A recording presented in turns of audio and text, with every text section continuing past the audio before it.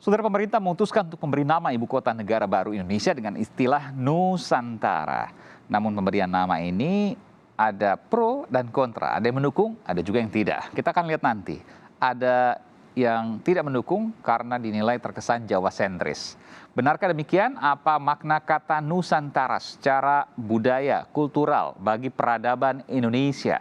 Hal ini akan kita bahas bersama dengan Wakil Ketua Pansus Rancangan Undang-Undang Ibu Kota Negara DPR dari fraksi Partai Nasdem, Saan Mustafa. Lalu ada sejarawan JJ Rizal, serta peneliti Institute for Development of Economics and Finance, INDEF, Nailul Huda. Selamat malam Bapak-Bapak. Malam. Selamat malam. Iya. Mas Iwan. Saya ke Bung JJ Rizal dulu, sudah bergabung? Ya sudah Mas Iwan. Oke, Bung Rizal, saya baca di sejumlah media Anda tidak setuju dengan penamaan Nusantara karena dinilai Jawa sentris dan tidak tepat. Bisa Anda jelaskan? Ya, sebenarnya nama Nusantara itu banyak tafsirnya, dia berkembang sesuai dengan konteks zaman ya. Cuma persoalan besarnya tiap konteks zaman itu membentuk kata Nusantara dengan definisi yang berbeda-beda. Misalnya kalau mau kata Nusantara itu dibawa ke definisi deklarasi Juanda berkaitan dengan wawasan Nusantara, saya pikir kata Nusantara yang digunakan pada ibu kota yang baru ini itu tidak cocok. Oke.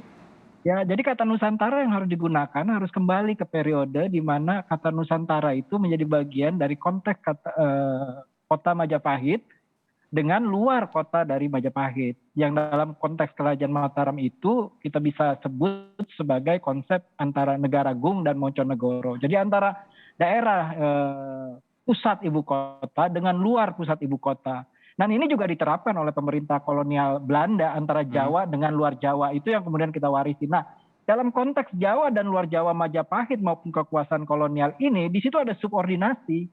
Jadi di situ berkembang suatu sistem konsentrik di mana pusat itu memutuskan segala hal gitu. Perlu nggak perlu gitu, pokoknya itu terserah pusat. Oke. Gitu. Itu otoritas dari pusat. Jadi tidak ada dialog, adanya Jadi monolog. sentralistik maksud Anda? Nusantara itu penamaan yang sentralistik?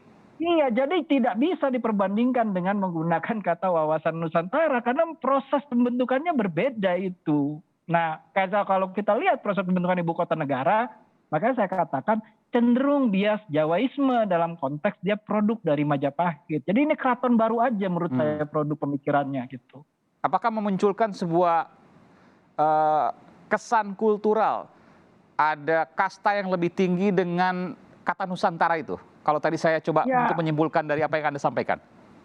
Ya, menurut saya bukan masalah kasta tertinggi, tapi konteks yang digunakan telah membuat keadaannya seperti itu. Jadi kalau kita lihat konteks proses bagaimana ibu kota itu mulai digulirkan, gagasannya, idenya, perencanaannya, semua kan seperti tidak ada dialog. Semuanya itu monolog gitu. Perlu nggak perlu?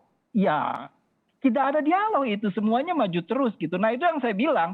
Akhirnya kita melihat Nusantara namanya itu menemukan jati dirinya bukan pada jati diri seperti yang dikatakan Juanda tahun 57 dan kemudian mewujud 25 tahun kemudian jadi wawasan Nusantara, tapi Nusantara yang pulang ke masa periode Majapahit dan Mataram. Apa bedanya kalau seandainya mungkin mengacunya pada wawasan Nusantara, kepulauan yang kemudian ada banyak tapi kemudian tetap satu. Bagaimana Anda menilai ini? Kan bisa saja mungkin merujuknya pada wawasan Nusantara yang positif.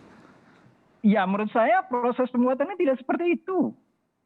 Jadi konteks ketika kata Nusantara itu hidup di antara periode ke periode, kita bisa melihat konteksnya seperti apa. Jadi ketika dia digunakan di zaman Majapahit, kemudian timbul lagi muncul di awal masa pergerakan ketika identitas Indonesia dibentuk untuk mengganti kata Hindia Belanda yang cocok pakai kata apa ya? Kemudian muncul tuh orang seperti Soekarno bilang pidato pertama dia menggunakan kata Nusantara begitu ya tahun 17. Kemudian Suardi Suryaningrat atau Ki Hajar menggunakan begitu. Tapi kata ini kemudian cepat hilang karena dianggap nggak cocok sama aspirasi zaman itu yang mengatakan bahwa Nusantara ini adalah kata yang mewakili dunia lama dalam konteks dia sama seperti dunia kolonial.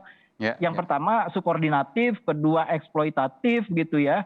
Itu konteks-konteks seperti itu menjadi benar dan konsep Nusantara ini nggak digunakan oleh dunia kolonial seperti saya katakan tadi yang mewarisi antara setback ke belakang Jawa karena pada saat itu masih dijajah. Tapi Anda mengakui bahwa yang pertama kali memperkenalkan kata Nusantara ini adalah Bung Karno ya? Tidak, bukan Bung Karno, dia muncul di zaman Majapahit. Maksud saya setelah Majapahit.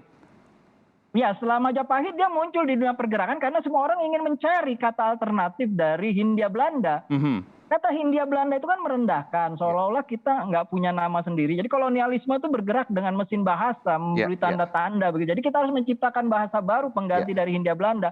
Maka muncullah Insulinde, muncullah ya, kemudian apa Indonesia dan salah satunya Nusantara, tapi nggak ya. laku. Karena Baik. apa? Karena nggak sesuai jiwa zaman waktu itu. Dan setelah, sekali lagi saya tegaskan, setelah Majapahit yang pertama kali memunculkan kembali kata ini adalah Bung Karno. Tidak, Bung Karno hanya mengaku dia pertama pidato menggunakan kata Nusantara, tapi kata Nusantara itu bukan pertama dikeluarkan oleh Bung Karno. Oleh Majapahit, tapi setelah Majapahit maksud saya. Nah, itu tidak ada informasi karena Oke. kata itu muncul di tahun 10, muncul di tahun 12, muncul Ya, di ya. tahun 11. Bung Karno baru pidato tahun 17. Oke, baik. Meskipun yang terkenal adalah Bung Karno yang kemudian menyampaikan. Yang terkenal meskipun soal siapa yang pertama kali setelah Dia Majapahit itu pada perdebatan. dia mengakunya nanti di tahun 60-an ketika dia Oke, ngobrol dengan Cindy Adams untuk autobiografinya As Told ya, oke. penyambung lidah rakyat. Baik, baik. Oke, jelas apa yang Anda sampaikan. Saya ke Bung Saan. Bung Saan, jadi sudah fix, sudah pasti, sudah oke bahwa nama ibu kota negara yang baru adalah Nusantara.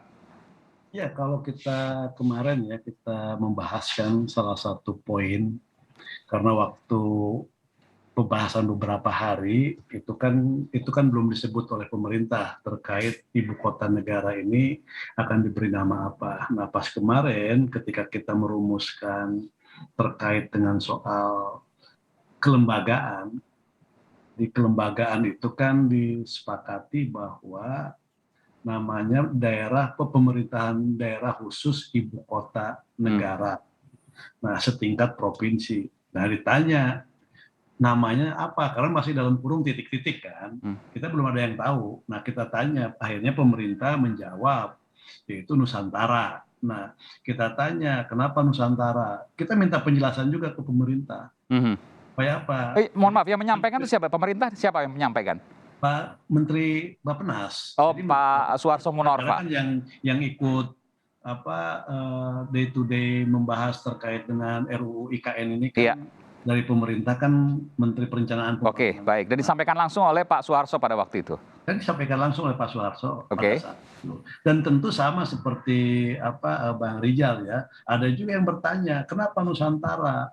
Apakah nanti tidak ada interpretasi lain soal Nusantara dan sebagainya? Misalnya pemerintah daerah khusus ibu kota negara Nusantara, misalnya, kan? Akhirnya juga ada redaksi pemerintahan khusus ibu kota negara yang bernama Nusantara. Selanjutnya disebut IKN Nusantara dan sebagainya. Ini ada penjelasan. Maka salah satu ketika kita menerima itu ada beberapa catatan.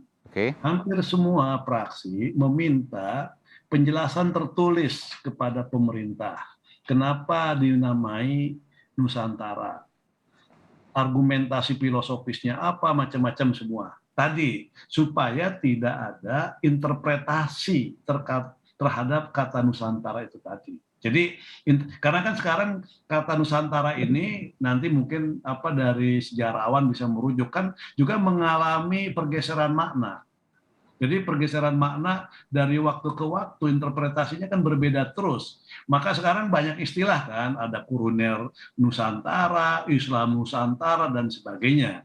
Nah, Menteri Bappenas waktu itu menjelaskan secara singkat karena memang waktu itu belum ada penjelasan tertulis. Ini yang menggambarkan soal wilayah-wilayah yang ada di Indonesia.